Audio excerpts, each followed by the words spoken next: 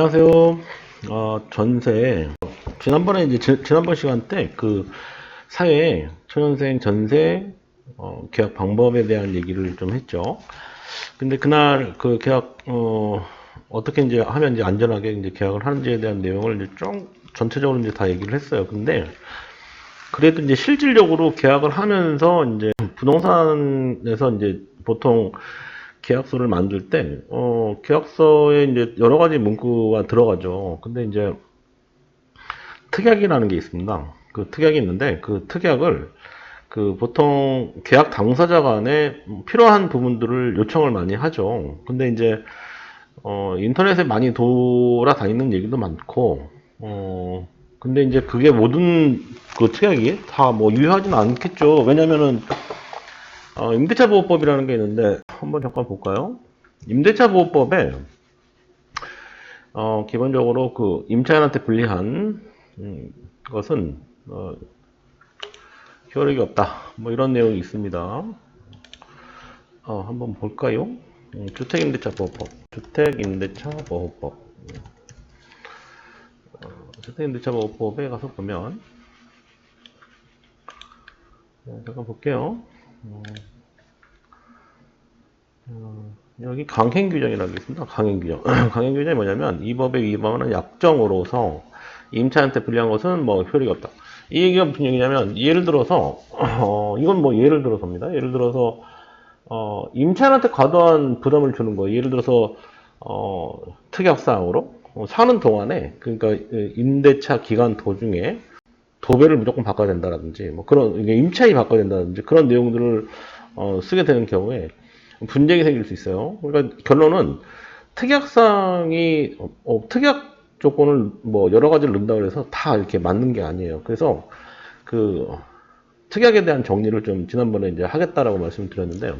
제가 그 실제 사례로 제가 이제 그 예전에 썼던 그 특약 중에 굉장히 독특한 분이 있었어요. 그 굉장히 독특한 분이 있었는데 이제 그분 같은 경우는 여러 가지 특약을 굉장히 요구를 많이 했는데, 실제로, 소위 계약서상에 넣을 수 있는 특약과 넣을 수 없는 특약도 굉장히 많았습니다. 그래서 그걸 협의 조절해서 결국에는 최종적으로 이렇게 하자라고 이제 합의를 해서 했던 그 기억이 좀 나요. 그래서 그분이 굉장히 독특했기 때문에, 그 내용을 가지고 이제 한번 그런데 지금 생각해보면, 그때 얘기했던 그 특약들이 실제로 지금 현재까지도 굉장히 유효하게 쓰입니다. 그래서 시간은 오래 공들였지만 사실 이런 특약은 계약 자유의 원칙이라는 게 있거든요. 그러니까 이런 특약들을 만드는 건 저작권에 해당되는 내용이에요. 근데 이제 제가 모든 걸 다 공개해 드릴 수는 없고, 왜냐면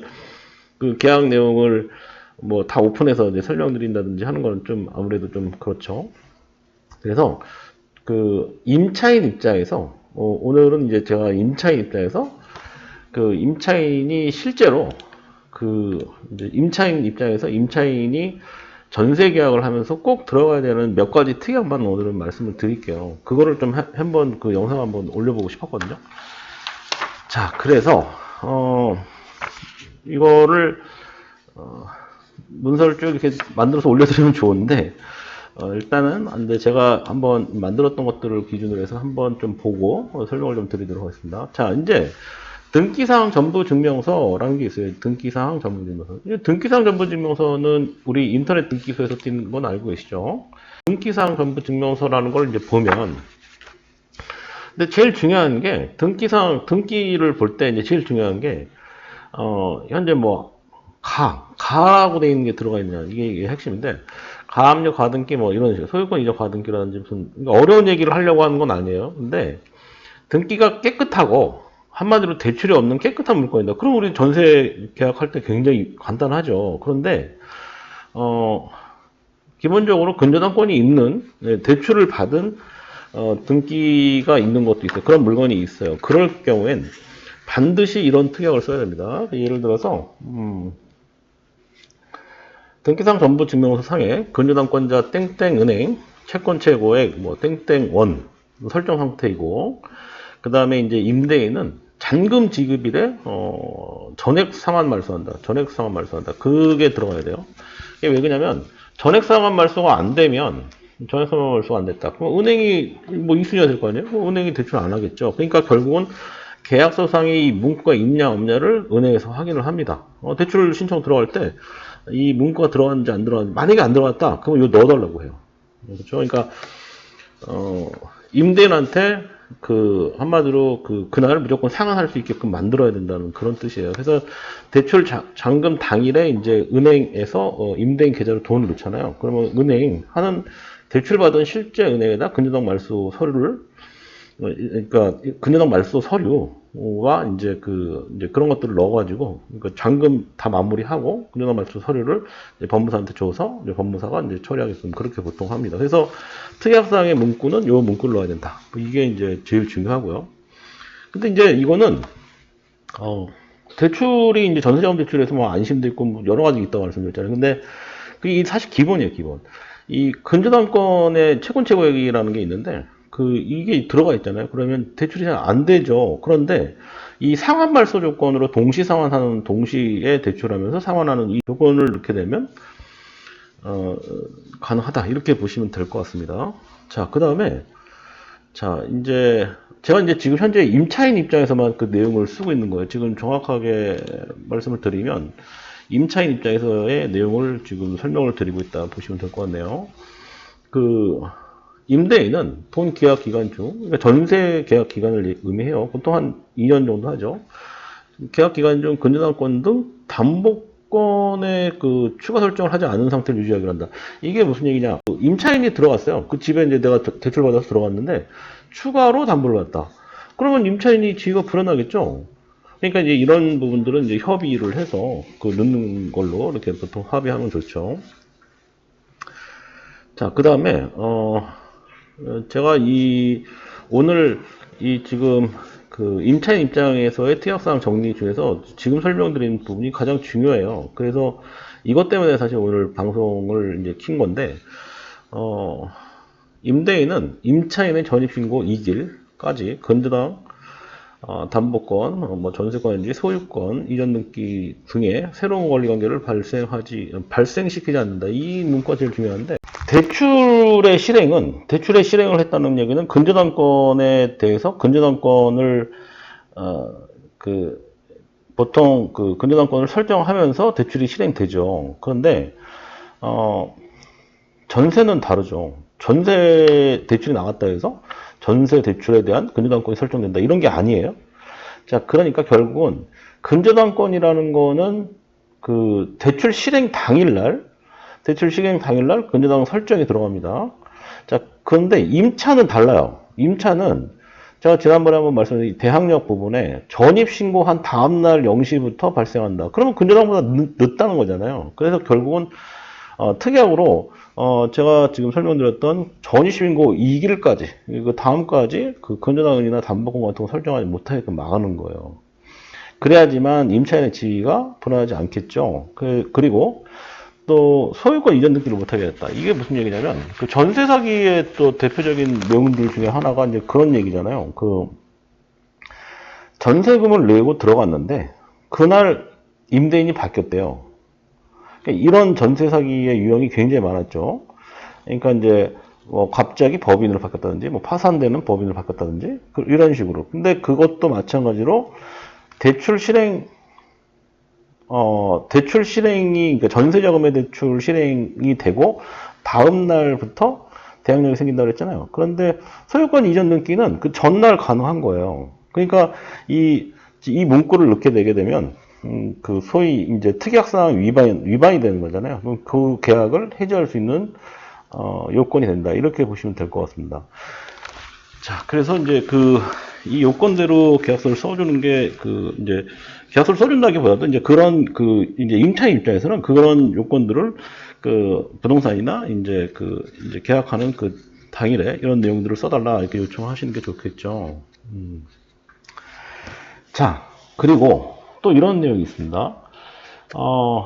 우리나라에 지금 현재 돌고 있는 전세자금 대출, 그러니까 전세를 신청하는 건 여러 가지가 있잖아요. 근데 이제 예를 들어서 이건 예를 들어서요. 청년 버팀목이다. 예를 들어서 전세라고 이렇게 치면요. 대출 안내 이렇게 나오고 항상 뭐가 붙어 있냐면 여기 이렇게 임차 보증금의 5% 이상을 지불해야 된다.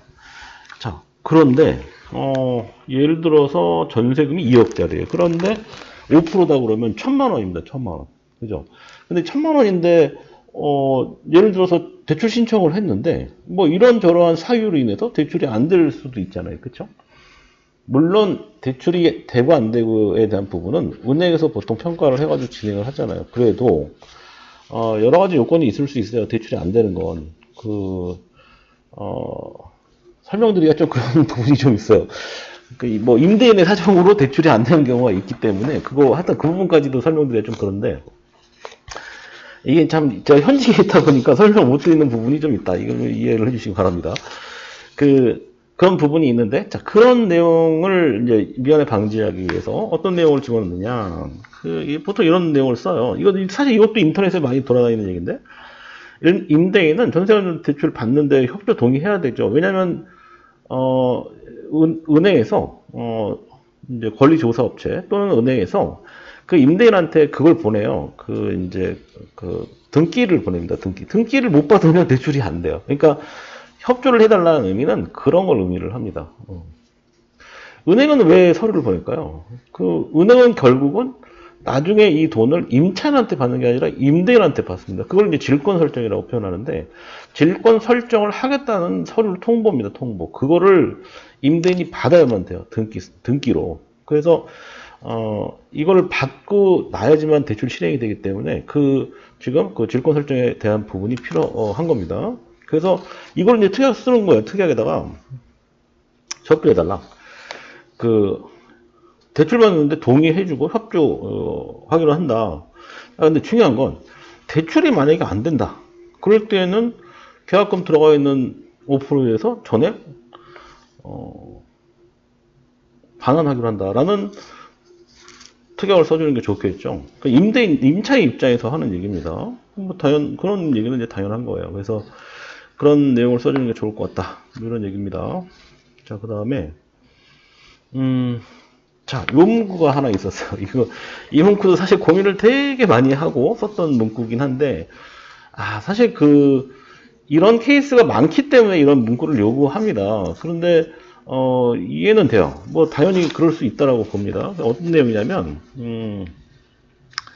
자, 이런 내용이었어요. 자, 그러니까 이게 두 가지 사항이 있는데, 이게 이제, 이 문구를 넣어도 되는지 안 되는지에 대한 부분에 대한 판단은 뭐 나중에 한다 하더라도, 약간 좀 과도하다라고 싶었던 문구가 이런 내용이 있었습니다. 자. 임대차 계약 기간 만료일에 새로운 임차인의 임대차 관계없이, 임대차 여부에 관계없이 임대보증금을 전액 즉시 반환한다. 임차인이 요구한 겁니다. 즉시 반환한다. 이렇게 되어 있어요. 이게 좀 과도한지 아닌지는 이제 뭐 판단은 나중에 하는 걸로 하고. 근데 사실은 임대차 계약이라는 게 그 날짜에 정확하게 다른 임차인이 딱 들어오고 딱 나가고 이런 게 거의 불가능해요. 그렇죠. 내가 2년 살 테니까 다른 사람이 2년 있다 딱 들어와? 이게 안 돼요, 잘. 그렇기 때문에, 보통 계약 기간 만료 한 2개월이나 3개월 전부터 임차를 맞추기 시작해서 거의 나가기 전 시점 한두 달 사이에 보통 계약이 이루어지기도 하잖아요. 그러니까 그 사이에 이제 보통 맞추면 된다는 거예요. 그런데 이제 이런 특약을 넣었을 경우에는 좀 임대인 입장에서 사실 좀 불편한 거죠. 그러니까 이제 이런 부분들은 좀 조화 있게 좀 하면 되는데 너무 과도하게 요구를 하게 되면 그 집에 못 들어올 수도 있어요. 임대인 입장에서 싫어요. 뭐 이렇게 안 해요. 그러면 이제 계약이 안 되는 거잖아요. 그죠? 그러면 이제 집을 못 구하는 거죠. 그렇지 않아도 요즘 전세가 너무 부족해서 지금 힘들잖아요. 전세 이상하게 굉장히 특이해요. 이 전세 오늘도 지금 보니까 전세 사기 특별법 뭐 해가지고 좀 청문회도 하고 뭐 여러 가지 다 하고 있는데 뭐 18,000명인가 2만 명인가 뭐 구제를 해주고 뭐 이제 그런 내용들 굉장히 많이 나오고 있잖아요. 근데 좀 불편한 내용이긴 하지만 어쨌든 이 내용을 좀 설명을 드리는 겁니다. 임차인 입장에서 내용이기 때문에 그렇게 생각하시면 될 것 같고, 자, 그 다음에 이제 또 이런 내용이 하나 있었어요. 그러니까 이것도 이거는 뭐 맞는 얘기긴 해요. 뭐 맞지 않는 얘기는 없었죠. 근데 자, 임대차, 약간 이런 상황이 생길 수 있다는 거예요. 뭐냐면 전세를 살고 있는데 갑자기 임대인이 바뀌면 좀 되게 곤란한 상황이 생기잖아요. 근데 법에선 이런 경우에 기존 그러니까 임대인한테 그 자기의 임차 보증금을 반환받을 수 있게끔 되어 있습니다. 참고로. 자, 임대차 계약 기간 중 뭐 소유권이 변동되기 전에 임차인한테 즉시 통보해달라. 뭐 이런 얘기를 써놨어요. 그리고 보증금 반환 채무에 대해서는 임차인이 임대인과 양수인 중에서 선택할 수 있게 해달라. 뭐 이런 요구였습니다. 이거를 넣든 안 넣든 사실 법은 그 부분을 허용합니다. 당연하죠. 왜냐면 기존 임대인한테도 내가 전세 보증금 반환받을 수 있고 새로운 양수인한테도 받을 수 있는 거예요. 그렇죠? 그러니까 사실 이런 문구들은 굉장히 굉장히 깊은 내용이긴 하지만 이런 것들도 좀 있었어요. 자, 그래서 요거 말고도 저는 특약이 굉장히 많습니다. 예, 특약 사항들이 굉장히 많은데, 자, 어쨌든 이런 내용 말고도 여러 가지 내용들이 있지만 이 많은 내용들을 현장에 있으면서 다 공개를 해드릴 수는 없죠. 왜냐하면 이 내용도 저작권이 있는 내용이 있기 때문에 조금 불편한 부분이 좀 있습니다. 근데 지금 제가 설명드린 그 몇 가지 사항 있잖아요. 그 사항들은 계약을 할 때 반드시 들어가야 되는 사항들이 있어요. 왜냐하면 그게 안 들어가면 은행에서 대출이 안 되는 경우가 있기 때문에 그런 겁니다. 그래서 이제 그런 분들, 그렇다고 해서 은행에서 계약서 바꿔오세요. 이렇게 보통 못 하거든요. 그 계약이 안 되는 거예요. 그러니까 대출이 안 되는 거예요. 그러면 이제 그런 이후에 이제 상황들이 좀 불편해질 수 있는 상황들이 좀 있겠죠. 네, 그런 거 잘 체크하셔가지고 이제 특약 사항들을 잘 정리해서 넣으면 될 것 같고요. 자, 오늘 쭉 이제 온라인에서 이제 화면을 좀 보면서 여러 가지 설명을 드리면 좋은데, 제가 드리는 설명은 중간중간에 제가 그림도 좀 넣고 이렇게 진행할 거니까, 또 궁금하신 사항 있으면 댓글 남겨주시면 되고요. 화면을 고화질로 보시면 좋을 것 같네요. 오른쪽 우위에 보면 고화질로 볼 수 있는 화면이 있습니다. 제가 올리는 영상이 고화질이거든요. 제가 중간에 한번 봤는데 저화질로 보니까 화질이 별로 좋지 않더라고요. 네, 고화질로 보시면 될 것 같고, 구독과 좋아요 눌러주세요. 네, 감사합니다.